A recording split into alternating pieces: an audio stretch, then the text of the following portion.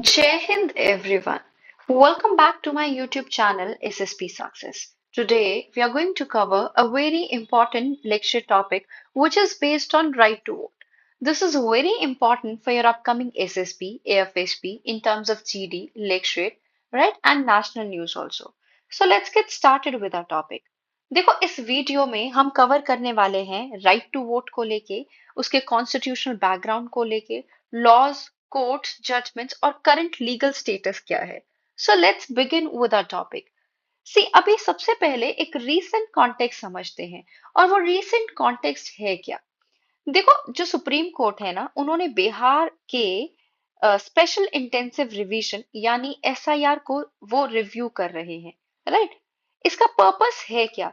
इसका पर्पस ये है कि वोटर लिस्ट से नॉन सिटीजन या लीगली एनरोल्ड लोगों को रिमूव करना. इन केस से या फिर हम कहें इससे एक बहुत बड़ा सवाल रेज किया है इस केस ने. राइट टू वोट की एग्जैक्ट लीगल पोजीशन क्या है.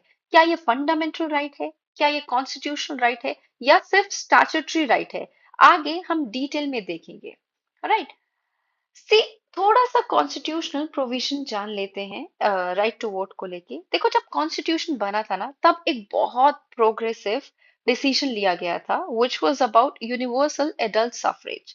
मतलब हर एडल्ट को वोट देने का अधिकार. पहले वोटिंग एज 21 हुआ करती थी, जिसके बाद 61st कॉन्स्टिट्यूशनल अमेंडमेंट 1988 के थ्रू 18 इयर्स कर दिया गया यूथ पार्टिसिपेशन बढ़ाने के लिए.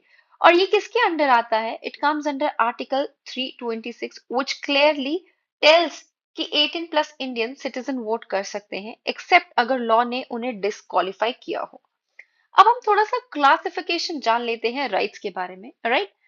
देखो यहाँ पे ना एक इंपॉर्टेंट कॉन्सेप्ट आता है राइट की कैटेगरीज. नेचुरल राइट क्या है.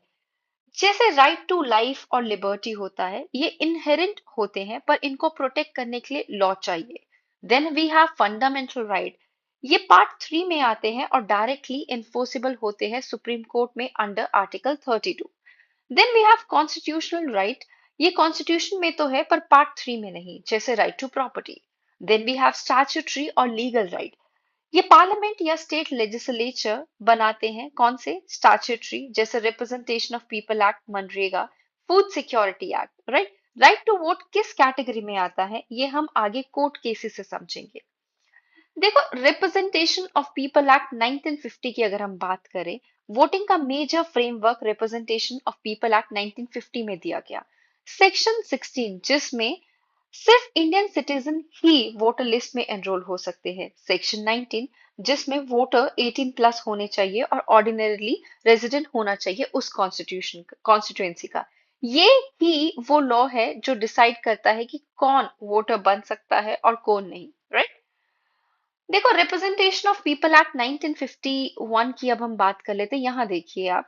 देखो 1950 का जो ये representation of people act voting process को डिटेल में रेगुलेट करता है. सेक्शन 62 इज देयर जो क्या ग्रांट करता है. हर इंसान जिसका नाम इलेक्टोरल रोल में है वोट दे सकता है. एक्सेप्शन या एक्सक्लूजन भी है. जो लोग रिप्रेजेंटेशन ऑफ पीपल एक्ट के अंडर डिसक्वालिफाइड है या जो जेल में है वो वोट नहीं कर सकते. यानी वोट देने का राइट एब्सोल्यूट नहीं है, लॉ इसे रेगुलेट करता है. अभी हम थोड़ा सा जुडिशियल स्टांस की बात कर लेते हैं या जुडिशियल इवोल्युएशन का थ्रू कोर्ट जजमेंट्स, राइट. यहाँ पे देखिए. देखिए सबसे पहले हम राइट टू वोट का स्टेटस अभी क्या क्या है किस किस केस के जरिए वो बात कर लेते हैं. सबसे पहले आपके पास है 1952 का N P Ponnu Swami case. Supreme court ने कहा राइट टू वोट एक स्टैट्यूटरी राइट है इस केस के तहत. देन 1982 में Jyoti Basu case was there which was there in 1982. Court ने फिर रिपीट किया right to vote is neither a fundamental right nor a common law right, it is purely statutory. लेकिन फिर 2003 में पीयूसीएल केस हुआ और 2015 में राजपाला केस हुआ. कोर्ट ने ये न्यूएंस ऐड किया कि अगर ये फंडामेंटल राइट नहीं भी है तो ये कॉन्स्टिट्यूशनल राइट जरूर माना जा सकता है. फिर केस आया 2006 का जिसमें कुलदीप नैयर केस था, जिसमें बोला गया right to vote is only a statutory right. Then we had 2015 का केस, राज बाला केस. उसमें क्या बोला गया, डिवीजन बेंच ने बोला right to vote is a constitutional right. इसे कंफ्यूजन क्रिएट हुआ, कॉन्ट्रडिक्टरी इंटरप्रिटेशन आ गए, राइट। देन हमारे पास 2023 का केस है, इधर देखिए सबसे ऊपर, अनूप बर्नावल केस। देखो 2023 के अनूप बर्नावल केस में सुप्रीम कोर्ट ने मेजॉरिटी ओपिनियन दिया, right to vote is only a statutory right. ये जजमेंट ने कुलदीप नैयर केस को रीअफर्म किया, लेकिन इससे डिसेंटिंग ओपिनियंस भी आए। किसके? जस्टिस अजय रस्तोगी के, राइट। और वो क्या थे? देखो उन्होंने कहा कि वोटिंग आर्टिकल 19(1) ए से लिंक्ड है, चॉइस एक्सप्रेस करने का राइट, और फ्री एंड फेयर इलेक्शन के बिना डेमोक्रेसी सरवाइव नहीं कर सकती, इसलिए राइट टू वोट को कॉन्स्टिट्यूशनल स्टेटस मिलना चाहिए। लेकिन मेजॉरिटी व्यू प्रिवेल करता है कि current legal position right to vote की स्टैट्यूटरी राइट है, राइट। देखो अब हमने इतने सारे केसेस के बारे में डिस्कस किया, अब हम थोड़ा सा आपके इंट्रोडक्शन प्रोस्पेक्टिव से जान लेते हैं राइट टू वोट है क्या, कौन वोट कर सकता है, क्या है उसकी constitutional basis and eligibility. This will help you in formulating your lecturette topic. देखो इंडिया वर्ल्ड का लार्जेस्ट डेमोक्रेसी है, और right to vote one of the most powerful tool जो हर सिटीजन को दिया जाता है। लेकिन ये कोई privilege, it's not merely a privilege, but ये कॉर्नरस्टोन है हमारे डेमोक्रेसी सिस्टम का, और ये इंश्योर करता है कि डायरेक्ट रोल हो लोगों का in choosing their government. What is the right to vote? देखो राइट टू वोट और suffrage, it allows every eligible citizen कि वो पार्टिसिपेट कर सके इलेक्टोरल प्रोसेस में, अपना वोट देके कि कौन नेशन को गवर्न करेगा। इससे इंडिविजुअल्स एम्पावर होंगे, वो कंट्री के फ्यूचर को शेप कर पाएंगे। Now let's talk about the constitutional basis. देखो राइट टू वोट गारंटी किया जाता है under article 326 of the Indian constitution, जो ग्रांट करता है voting rights to all citizen who are age 18 और above, irrespective of their caste, religion, क्या gender है, क्या इकोनॉमिक स्टेटस है, राइट। अभी ये एक्सप्लिसिटली लिस्टेड नहीं है as a fundamental right, but ये कॉन्स्टिट्यूशनल राइट है, और ये डीपली कनेक्टेड है fundamental freedom like equality and expression. इसकी एलिजिबिलिटी क्या है? कोई भी इंडियन सिटीजन जिसकी एज 18 और अबव है, जिसका नाम वोटर लिस्ट में है, एंड जिसको डिस्क्वालीफाई ना किया गया हो गवर्नमेंट के द्वारा, राइट। कैसे पीपल वोट करते हैं इंडिया में? देखो वोटिंग टेक प्लेस होती है थ्रू सीक्रेट बैलेट, जिसमें ईवीएम्स का यूज किया जाता है या फिर वीवीपैट का। Election commission of India ensure करता है free, fair and transparent election. इसमें ड्यूरिंग इन पर्सन वोटिंग में you have to officially verify your name and UID, indelible ink apply की जाती है। You proceed to the EVM machine, आप अपना candidate select करते हो, कंफर्म करते हो थ्रू वीवीपैट। आप नोटा भी चूज कर सकते हो अगर आप किसी भी कैंडिडेट से सेटिस्फाइड नहीं हो। इसके वीकनेसेस और चैलेंजेस क्या है? Geographical barriers are there.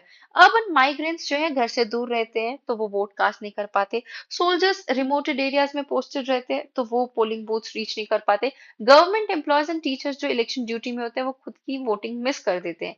Cost and time constraint is there. Data बताता है 2019 का लोकसभा इलेक्शन में हाई ट्रैवल कॉस्ट थी वोटर्स के लिए returning to their home towns, loss of work days and opportunity cost was there.